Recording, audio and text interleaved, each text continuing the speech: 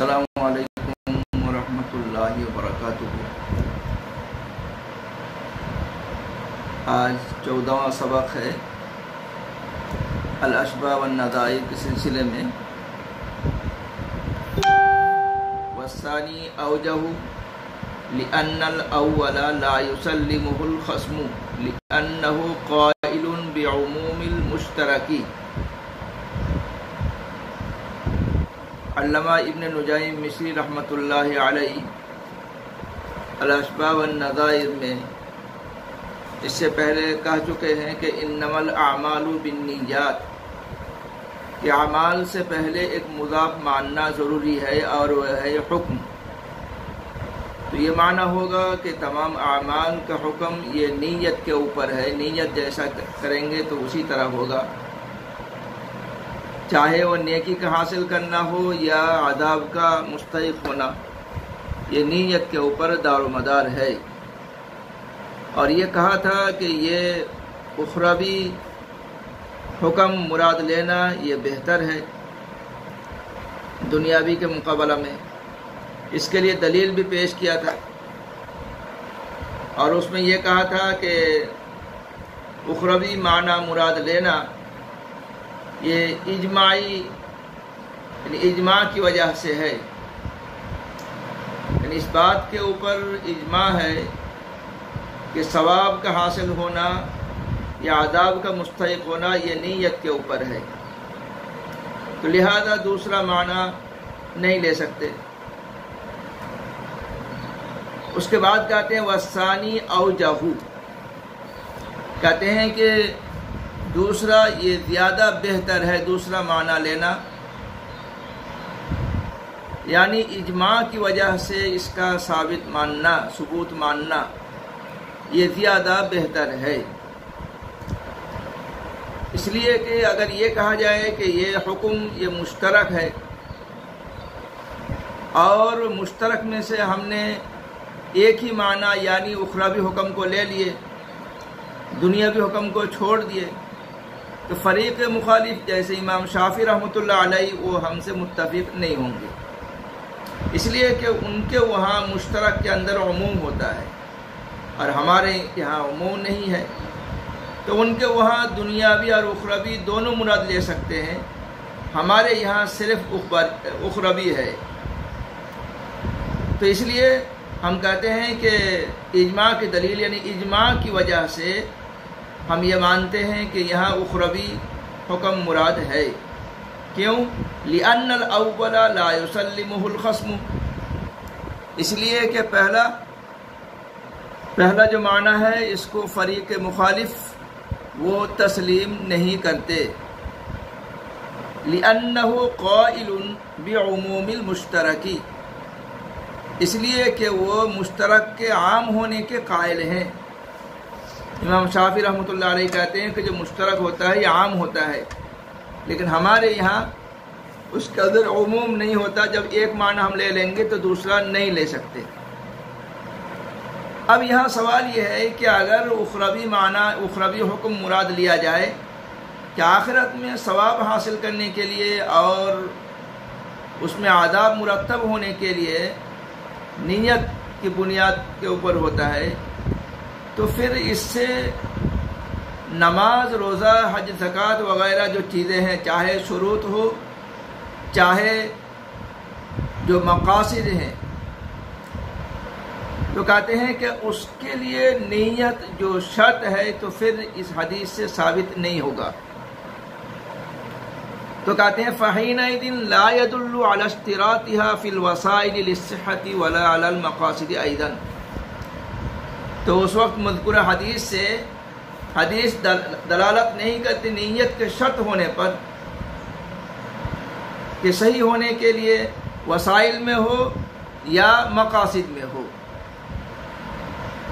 तो लिहाजा नीयत जो शर्त है नमाज वगैरह के लिए जो इबादत मक़सूदा है, तो उसके लिए दूसरी दलील की ज़रूरत है। वो दलील इंशाअल्लाह बाद में देंगे, बात आ रही है। तो कहते हैं कि और बाद किताब में ये बात है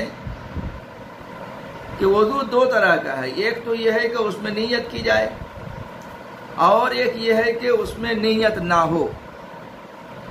جس میں نیت نہ ہو یہ معمور بھی نہیں ہے، یہ وضو معمور بھی نہیں ہے، جس کی وجہ سے اس میں ثواب نہیں ملے گا اگر نیت نہیں کرے گا۔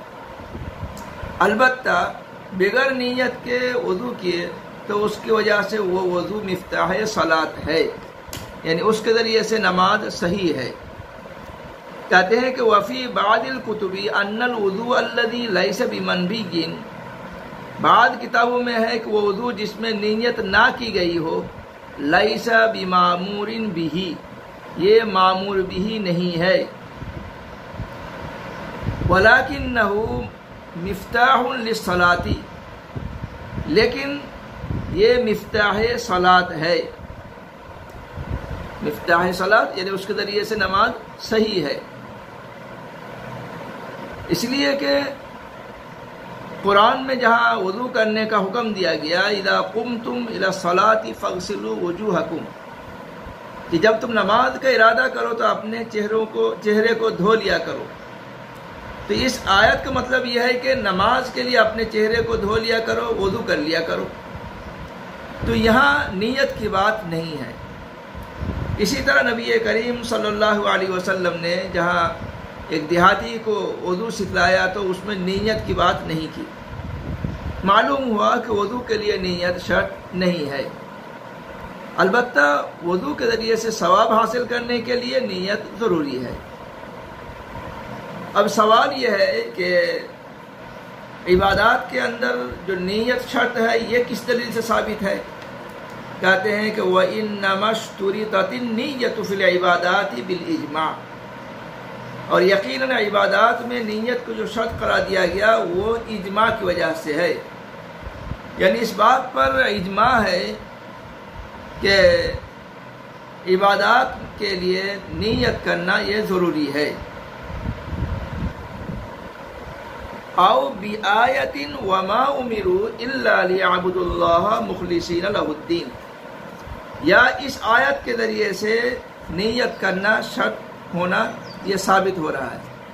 وہ کیا ہے؟ وما امروا الا لیعبدوا اللہ مخلصین لہ الدین، یعنی ان کا حکم دیا گیا کہ عبادت کرے صرف اللہ کے لیے، ادیان باطلہ سے کٹ کر کے، دین قیم کی طرف مائل ہو کر کے۔ تو کہتے ہیں کہ جب سب سے ہٹ کر کے اللہ کے لیے ہی عبادت کرے گا تو یہی نیت ہے، اللہ ہی کے لیے کوئی کام کیا جائے نیت تو ہی ہے۔ لیکن صاحب اشباح والنظائر علامہ ابن نجائم رحمۃ اللہ علیہ کہتے ہیں کہ والاول اوجہ، پہلی بات لینا یعنی اجماع کے ذریعے سے ثابت قرار دینا یہ زیادہ بہتر ہے اس آیت کے ذریعے سے نہیں۔ کیوں؟ اس لیے کہ آیت کے اندر الا لیعبد اللہ جہاں بات ہے، لیعبد اللہ کے معنی ہے لیوحد اللہ، اس کی دلیل یہ ہے کہ بعد میں اس کے اوپر نماز زکوٰۃ کو شرط یعنی عطف قرار دیا گیا۔ عطف کیا ہے؟ جب نماز زکوٰۃ اس کے اوپر عطف ہے تو معلوم ہوا لیعبد اللہ کے معنی لیوحد اللہ، اللہ کو ایک ماننا۔ کہتے ہیں کہ والاول اوجہ، اور پہلا معنی لینا زیادہ بہتر ہے، زیادہ مناسب ہے، اس لیے کہ عبادت توحید کے معنی میں ہے، لأن العبادت بمعنى التوحید، اس لیے کہ یہاں عبادت توحید کے معنی میں ہے، بقرینۃ عطف الصلاۃ والزکاۃ، اس قرینے کی وجہ سے کہ نماز اور زکوٰۃ یہ اس کے اوپر عطف ہے۔ فلا تشترط في الوضوء والغسل ومسح الخفين وإزالة النجاسة الحقيقية عن الثوب والبدن والمكان والأواني للصحة، اس لیے نیت غسل میں موضوع پر مسح، کپڑے، بدن، مکان اور برتنوں سے نجاست حقیقیہ کے زائل کرنے میں وہ صحیح ہونے کے لیے شرط نہیں ہے، یعنی اس کے لیے کہ ہم غسل کریں یا وضو کریں اس میں بھی نیت شرط نہیں ہے۔ اسی طرح مسح خفین کے لیے مودے پر مسح کرنے کے لیے نیت ضروری نہیں ہے۔ اسی طرح کپڑے سے نجاست کو دور کرنے کے لیے نیت ضروری نہیں ہے، چاہے جگہ ہو، کوئی چیز ہو اس کو صاف کرنے کے لیے، صاف ہونے کے لیے نیت ضروری نہیں ہے۔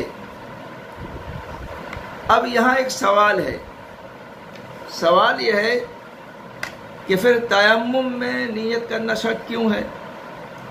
یہ کہاں سے ثابت ہے؟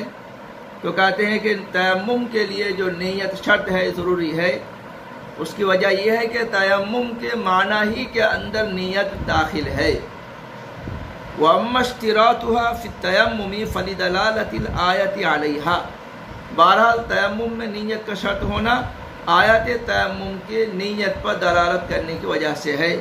لِأَنَّهُ الْقَصْدُ، کیونکہ تیمم کے معنی قصد و ارادہ ہے، لہذا یہاں نیت کرنے کی وجہ سے پاک ہوتا ہے، اور جو وضو ہم کرتے ہیں اس سے جو پاک ہوتا ہے وضو، اس کا جو پانی ہے وہ مطہر ہے، تو اس کی وجہ سے، اور یہاں نیت کی وجہ سے انسان پاک ہوتا ہے۔ اب سوال یہ ہے کہ ایک میت ہے تو اس کو غسل دینے کے لیے نیت کرنا تو شرط ہے، جو غسل دیتے ہیں تو نیت کرنا شرط ہے۔ کہتے ہیں وَأَمَّا غُسْلُ الْمَيِّتِ، بہرحال میت کو غسل دینا اس کے لیے نیت، فَقَالُوا لَا تُشْتَرَطُ لِصِحَّةِ الصَّلَاةِ عَلَيْهِ وَتَحْصِيلِ طَهَارَتِهِ، تو فقہاء کرام کہتے ہیں کہ اس پر نماز کے صحیح ہونے اور طہارت کے حصول کے لیے نیت کو شرط قرار نہیں دیا گیا۔ اب سوال ہے کہ کیوں شرط قرار دیا گیا؟ وَإِنَّمَا هِيَ شَرْطٌ لِإِسْقَاطِ الْفَرْضِ عَنْ ذِمَّةِ الْمُكَلَّفِينَ، بلکہ مکلفین کے ذمہ سے فرض کو ساقط کرنے کے لیے نیت کو شرط قرار دیا گیا ہے۔ یعنی جو چونکہ اس کو غسل دینا یہ فرض کفایہ ہے، یہ دوسرے لوگوں کے اوپر ہے، دوسرے لوگوں کے اوپر فرض ہے کہ اس کو پاک کرے، تو اس لیے دوسرے لوگوں کے لیے کہا گیا تم کو نیت کرنا ہے۔ صرف اس کے پاکی کے لیے نہیں، جو مردار ہے اس کے پاکی کے لیے یہ نیت شرط نہیں، بلکہ مکلف جو لوگ ہیں جو غسل دیں گے تو ان کے لیے شرط قرار دیا گیا، اس لیے کہ اس مسئلے میں جو زندہ آدمی ہے اور مردار ہے دونوں میں فرق ہے۔ زندہ آدمی پانی میں ڈبکی لگائے تو پاک ہو جائے گا، اور مردہ آدمی کے بارے میں کیا ہے، وَيَتَفَرَّعُ عَلَيْهِ، کہتے ہیں کہ اسی کے اوپر یہ مسئلہ متفرع ہوتا ہے کہ ان الغریق یغسل ثلاثا فی قول ابی یوسف رحمہ اللہ تعالی، کہ کوئی آدمی ڈوب کر کے مر گیا تو امام ابو یوسف رحمۃ اللہ علیہ کہتے ہیں کہ اس کو 3 مرتبہ غسل دیا جائے گا۔ دیکھیے اگر زندہ آدمی ہوتا تو ڈوب کے لگانے کی وجہ سے پاک ہو جاتا، لیکن امام ابو یوسف رحمۃ اللہ علیہ کہتے ہیں کہ کوئی ڈوب کر کے مر گیا تو اس کو بھی غسل دیا جائے گا 3 مرتبہ۔ امام محمد رحمۃ اللہ علیہ سے روایت ہے وفی روایت عن محمد انہ ان نوى عند الاخراج من الماء يغسل مرتين، امام محمد رحمۃ اللہ علیہ سے ایک روایت یہ ہے کہ اگر اس کو پانی سے نکالتے وقت اگر نیت کر لیا غسل کا تو پھر 2 مرتبہ اس کو غسل دیا جائے گا۔ وَإِن لَمْ يَنْوِ فَثَلَاثًا، اگر نیت نہ کیا ہو تو کہتے ہیں کہ 3 مرتبہ غسل دیا جائے گا۔ وَعَنْهُ يُغْسَلُ مَرَّةً وَاحِدَةً كَمَا فِي فَتْحِ الْقَدِيرِ، امام محمد سے اور ایک روایت ہے کہ ایک ہی مرتبہ اس کو غسل دیا جائے گا جیسے کہ فتح القدیر میں ہے۔